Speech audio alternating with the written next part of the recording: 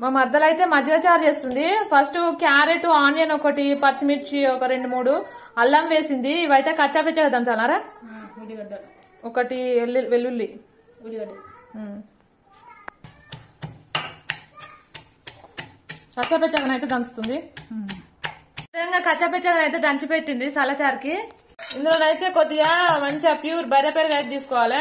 కొంచెం ఉప్పు వేసుకోవాలి. మంచిగా కలుపుకొని అయితే కొద్దిగా వాటర్ అయితే వేసుకోవాలి గిల్ల కొట్టుకొని. చూడండి కొద్దిగా చికెనే ఉంచుకోవాలి, మరి పల్సా చేసుకోవద్దు. కొంచెం ఆయిల్ వేద్దాం, కొంచెం జీలకర్ర వేద్దాం, ఆవాలు చిటపట ఆవాలి. పెట్టుకున్న ఈ కచ్చాపిచ్చా దంచి పెట్టుకున్న ఈ మిశ్రమాన్ని అయితే ఇందులో వేద్దాం.